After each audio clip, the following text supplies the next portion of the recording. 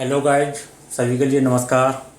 मैं आज आपके सामने एक नई वीडियो लेकर के आया हूँ। तो चर्चा करते हैं। देखिए, आज का टॉपिक रहेगा विभक्ति। और विभक्ति में प्रथमा विभक्ति। प्रथमा विभक्ति प्रथमा विभक्ति होती क्या है, कहते किसे हैं प्रथमा विभक्ति, और प्रथमा व्यक्ति का प्रयोग क्या है, इस चीज़ के बारे में हम देखेंगे। तो देखिए, सबसे पहले इसका जो सूत्र है वह है स्वतंत्र कर्ता। स्वतंत्र कर्ता। स्वतंत्र कर्ता क्या कहता है? स्वतंत्र कर्ता कहता है कि कर्ता जो कैसा हो, स्वतंत्र हो। कर्ता जो कैसा हो, स्वतंत्र हो। तो स्वतंत्र कर्ता में हमेशा और हमेशा कौन सी व्यक्ति होगी? प्रथमा विभक्ति। स्वतंत्र कर्ता में हमेशा और हमेशा प्रथमा व्यक्ति होती है। जैसे राम पढ़ता है। और यहां पे मैंने लिख दिया है राम पढ़ता है। तो राम पढ़ता है, और राम को कोई दबाव नहीं दे रहा है कि राम भाई तू पढ़। राम स्वतंत्र रूप से पढ़ रहा है। तो यहाँ राम क्या है? यहाँ पे स्वतंत्र है। और स्वतंत्र कर्ता में हमेशा हमेशा कौन सी व्यक्ति होती है? प्रथमा व्यक्ति होती है। तो राम में कौन सी व्यक्ति हो जाएगी?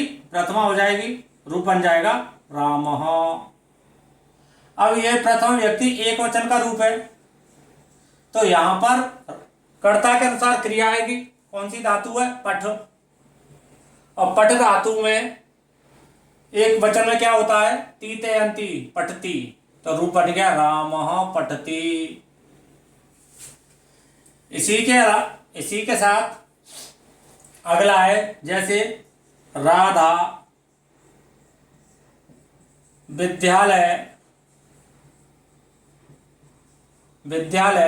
जाती है। राधा विद्यालय जाती है। तो यहां पे क्या बनेगा? यहां पे बनेगा राधा। राधा का राधा ही हो जाएगा। कहां जा रही है? विद्यालय जा रही है। तो रूप बन जाएगा। कर्म में हमेशा द्वितीय व्यक्ति होती है, यह कर्म है। और क्रिया जो है वो कर्ता के अनुसार आती है। तो राधा क्या है? राधा कर्ता है। और यह क्या है? विद्यालय कर्म, और जाति है क्रिया। तो राधा में तो प्रथम व्यक्ति हो गई राधा। विद्यालय में क्या हो जाएगा? द्वितीय व्यक्ति। तो द्वितीय व्यक्ति में क्या हो जाएगा? विद्यालयम। विद्यालयम। अब गम माने होता है जाना। गम माने होता है जाना, और गम के रूप चलते हैं गच्छ में। मूल धातु है गम, लेकिन रूप चलते हैं गच्छ की तरह। तो क्या हो जाएगा? राधा। अब राधा के अनुसार ही यहाँ पे क्रिया आएगी। तो गम का क्या हो जाएगा? गच्छ हो जाएगा। गच्छ। राधा एक वचन है। तो यहाँ पे एक वचन में क्या आएगा? तीतयंती, ती आएगा। तो रूप बन जाएगा गच्छति। राधा विद्यालयम गच्छति। तो यहाँ पे राधा को कोई फोर्स नहीं कर रहा है कि तू विद्यालय जा। यहाँ पे राधा जो है वो क्या है? स्वतंत्र कर्ता है। इसलिए कर्ता में कौन सी व्यक्ति हो गई? प्रथमा व्यक्ति हो गई। ठीक है।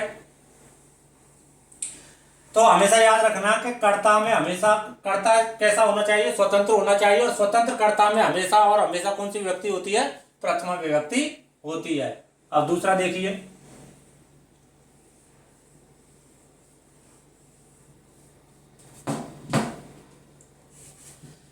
जैसे उदाहरण है मैं पढ़ता हूं या मैं खेलता हूं। मैं खेलता हूं। और यहां पे क्या होगा? मैं किसके लिए? मैं की संस्कृत क्या है? अहम। अहम। खेलता हूं, क्रीड माने होता है खेलना। तो क्रीड धातु तो यहां पे आ जाएगी। अब ये जो क्रीड है ये किसके अनुसार चलेगी? अहम के अनुसार। क्रीड धातु यहां पर अहम के अनुसार ही आएगी। तो अहम आवाम वयम। अब अहम है, अहम तृतीया, प्रथम पुरुष, उत्तम पुरुष। कौन सा? उत्तम पुरुष। अहम जो है, अहम आवाम वयम, वो उत्तम पुरुष है। और क्या है? एक वचन है। उत्तम पुरुष एक वचन में क्या आती है? तीतयंती, सीतते, आमी। आमी आएगी। अब क्रीड में जब आमी जुड़ जाएगी तो रूप बन जाएगी क्रीडामी, अहम क्रीडामी, इस तरह से। आगे देखिए अगला जो सूत्र है प्रथम व्यक्ति का, वो क्या है?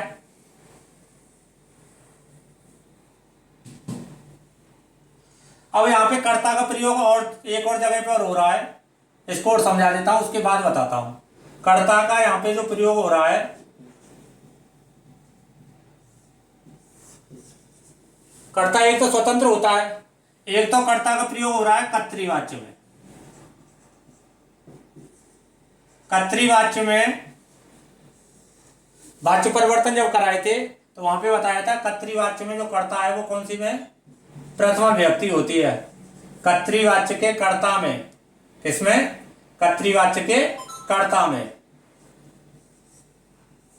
कर्तृवाच्य में जो कर्ता आएगा उस कर्ता में कौन सी व्यक्ति होगी? प्रथमा व्यक्ति होगी। ठीक है, जैसे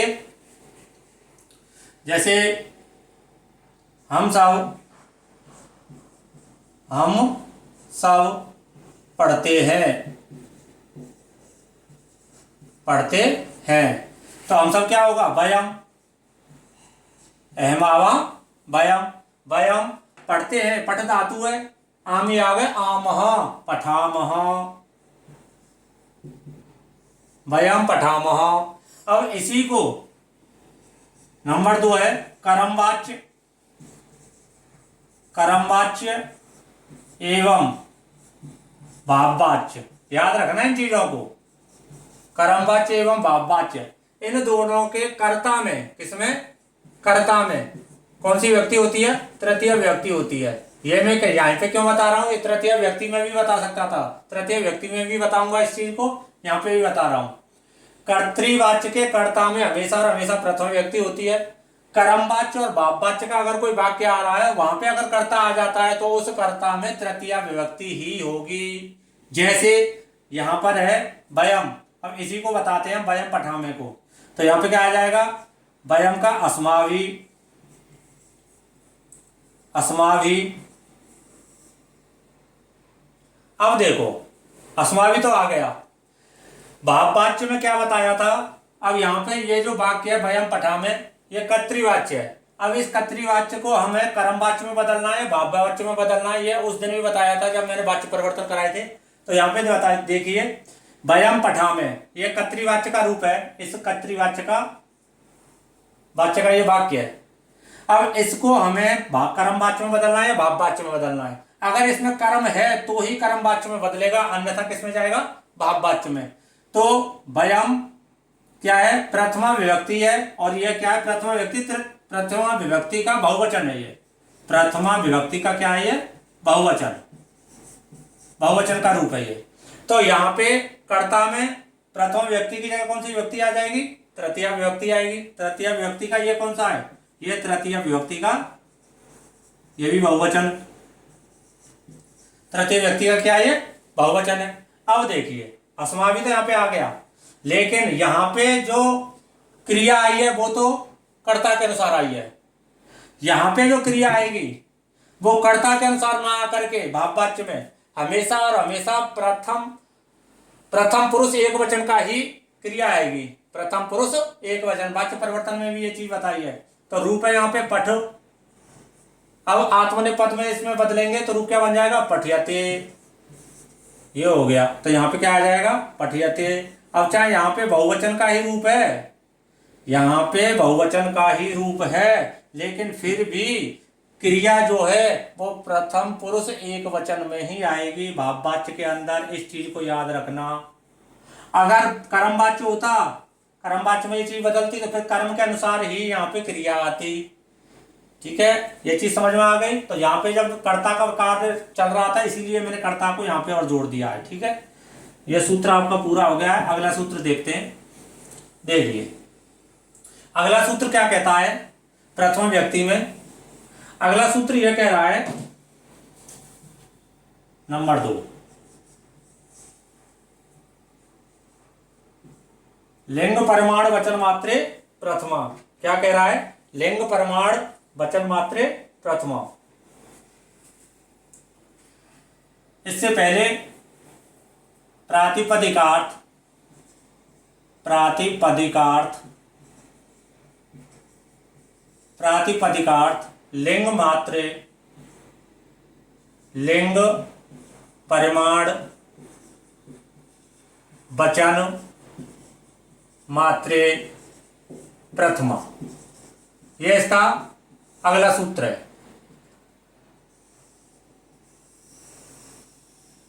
ये रहा प्रातिपदिकार्थ लिंग परिमाण वचन मात्रे प्रथमा, यानी कि प्रथमा विभक्ति कर्ता में तो प्रथमा विभक्ति होती है। प्रथमा विभक्ति कर्ता के अलावा और कहाँ हो सकती है, तो उस चीज के बारे में यहाँ पे देखिए। प्रातिपदिकार्थ लिंग परिमाण वचन मात्रे प्रथमा, तो एक तो होती है प्रातिपदिक, प्रातिपदिक शब्दों में। अब प्रातिपदिक शब्द क्या होते हैं? प्रातिपदिक अर्थ वाले शब्दों में हमेशा और हमेशा कौन सी विभक्ति होगी? प्रथमा। एक होगी लिंग मात्र में, लिंग मात्र में, और क्या होगी? परिमाण मात्र में, परिमाण मात्र में, यानी यहां पर परिमाणवाची शब्द आ जाएं, परिणामवाची शब्द नहीं, परिमाणवाची शब्द आ जाएं। और अगला है वचन मात्र में, वचन मात्र में, यानी कि प्रथम पुरुष एक वचन, द्विवचन, बहुवचन जो होते हैं, एक वचन, द्विवचन और बहुवचन। तो यहाँ पे देखिए वचन मात्र में तो क्या आएगा? वचन मात्र में हमेशा हमेशा प्रथमा विभक्ति होती है, तो यहाँ पे एक वचन, द्विवचन और बहुवचन, इन तीनों में ही हमेशा हमेशा कौन सी आती है? प्रथमा विभक्ति होती है। परिमाण मात्र में, परिमाण मात्र में ऐसे शब्द जिनसे परिमाण की मात्रा मापी जाए, जैसे आड़कम चढ़कम, आड़कम चढ़कम, चढ़कम, इस ड़ा को इस तरह से बना सकते हैं, आड़कम चढ़कम, सॉरी इस तरह से, आड़कम चढ़कम, शेरो गो धूमम, शेरो गो धूमम, आड़कम चढ़कम, शेरो गो धूमम। और एक और है इसके अलावा,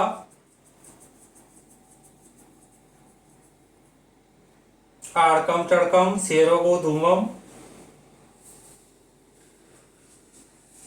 परिमाण मात्र में आड़कम चढ़कम, शेरो गो धूमम,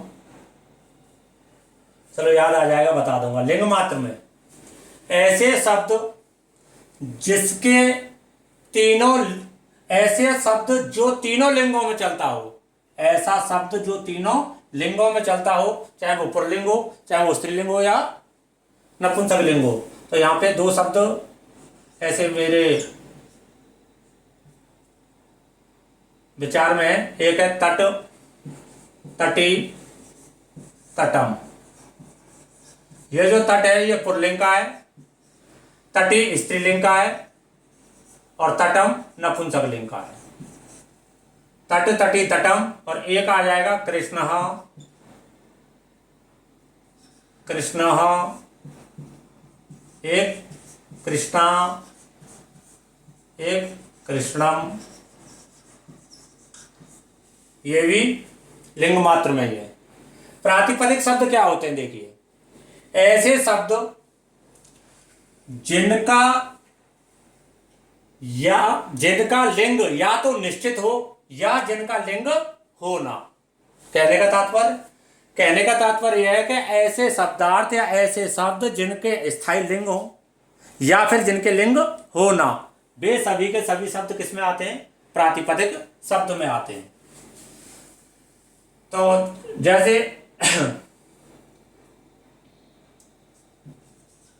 उच्चय, निश्चय, श्री कृष्ण ज्ञानम। देखिए, उच्चय, निश्चय, श्री कृष्ण ज्ञानम। उच्चय माने ऊंचा, निश्चय माने नीचा। अब ऊंचा और नीचा का कोई लिंग होता है क्या? नहीं होता है। नहीं होता है तो या तो जिनका लिंग हो वो इस प्रातिपदिक शब्द में आएंगे, या जिनका लिंग ना हो वे प्रातिपदिक शब्द में आएंगे। श्री स्त्रीलिंग है, निश्चित लिंग है। कृष्णा पुल्लिंग है, निश्चित लिंग है। ज्ञानम नपुंसक लिंग है, निश्चित लिंग है। तो जितने बार भी हमारे शब्द रूप जो होते हैं ऐसे याद कर सकते हो आप, हमारे जितने भी शब्द रूप होते हैं चाहे वो पुल्लिंग के हों चाहे स्त्री के हों या फिर नपुंसक लिंग के हों, वे सभी के सभी प्रातिपदिक शब्द में आएंगे। पहली चीज, ऐसे शब्द जिनका कोई लिंग नहीं है लेकिन उन वाक्यों का प्रयोग किया जाता है, ऐसे शब्द हमारे किसमें आएंगे? प्रातिपदिक शब्दों में आएंगे। जैसे उच्च माने ऊंचा, नीचे माने नीचा। ठीक है। अब ऊंचा और नीचे वाले जो उदाहरण है उनका कोई भी लिंग नहीं होता है। और ये जो 5 जो उदाहरण मैंने दिए हैं ये अष्टाध्यायी अष्टाध्यायी अष्टाध्यायी नामक पुस्तक है। किनकी है? पाणिनि जी की। पाणिनि अष्टाध्यायी नामक ग्रंथ है पाणिनि जी का। उस पाणिनि जी ने अष्टाध्यायी नामक ग्रंथ में इन 5 शब्दों का ही प्रयोग किया है। आगे समझ में आ रहा होगा। अष्टाध्यायी नामक ग्रंथ में पाणिनि जी का जो अष्टाध्यायी ग्रंथ है उस अष्टाध्यायी ग्रंथ में उच्च निश्चय श्री कृष्ण ज्ञानम जो ये 5 शब्द हैं इन 5 शब्दों का उन्होंने प्रयोग किया है। तो कहने का मतलब क्या है? कहने का मतलब यह है प्रातिपदिक अर्थ वाले शब्दों में हमेशा और हमेशा प्रथमा व्यक्ति होती है। लिंग मात्र के शब्दों में हमेशा और हमेशा प्रथमा व्यक्ति होती है। परिमाणवाची शब्दों में हमेशा और हमेशा प्रथमा व्यक्ति होती है। और वचन मात्र के शब्दों में हमेशा और हमेशा प्रथमा व्यक्ति होती है। एक वचन, द्विवचन, बहुवचन इनमें हमेशा प्रथमा व्यक्ति होती है। आड़कम, चढ़कम, शेरोगो, धूमम, ठीक है, इनमें प्रथमा व्यक्ति होती है। लिंग मात्र तटे, तटी, तटम, कृष्ण, कृष्णा, कृष्णम, यानी कि ऐसा कोई एक शब्द जो तीनों लिंगों में चलता हो उसमें हमेशा और हमेशा प्रथमा व्यक्ति होती है। प्रातिपदिक शब्दों में प्रातिपदिक शब्द कौन से होते हैं? ऐसे शब्दार्थ जिनके या तो निश्चित लिंग हो या निश्चित लिंग ना हो, ऐसे सभी शब्द किसमें आते हैं? प्रातिपदिक शब्दों में आते हैं। तो इन सभी के सभी अर्थों में कौन सी विभक्ति है? प्रथमा व्यक्ति है। आगे देखिए,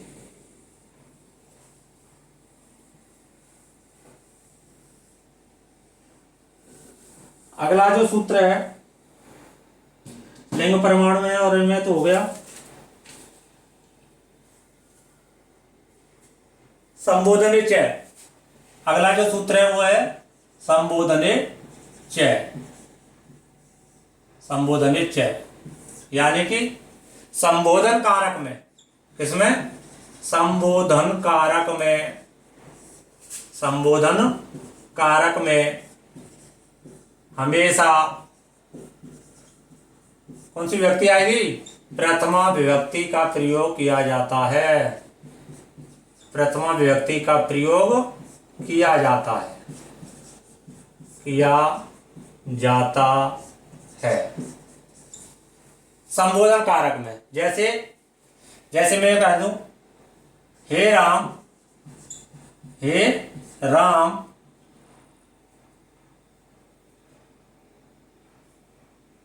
यहां आओ, यहां आओ। तो इसमें क्या हो जाएगा? हे की जगह हे आएगा, हे राम, हे राम अत्र आगच्छ, अत्र आगच्छ। ठीक है, हे राम यहां आओ, हे राम अत्र आगच्छ। इस तरह से जो संबोधन कारक है हे ओ अरे, हे ओ अरे, यानी विस्मय बोधक जो शब्द होते हैं, आश्चर्य रूपी या विस्मय बोधक जो शब्द होते हैं वे सभी किसमें आते हैं? संबोधन कारक में आते हैं। और संबोधन कारक की सबसे बड़ी पहचान है हे ओ अरे। इनमें से कोई एक शब्द आएगा, जब किसी वाक्य का प्रारंभ होगा तो वो इन्हीं शब्दों से प्रारंभ होगा। ठीक है। हे राम यहाँ आओ, ऐसे ही अरे अरे मोहन तुम कब आए, तुम कब आए। तो यहाँ पे हो जाएगा अरे मोहन तुम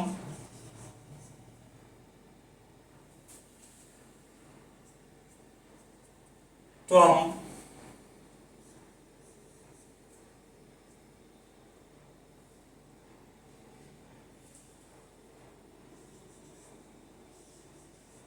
कस्य आगत्य, आगत्य कर दो, आगच्छ कर दो, आगच्छ। तुम कैसे आए, तुम कैसे आए, ऐसे कर दो। ठीक है। तो इस तरह से ये जो प्रथम व्यक्ति है आज आपकी समाप्त हो चुकी है। इसके अलावा आगे जो भी टॉपिक हैं उन टॉपिकों को और आगे बताएंगे। तब तक के लिए नमस्कार, जय हिंद, जय भारत।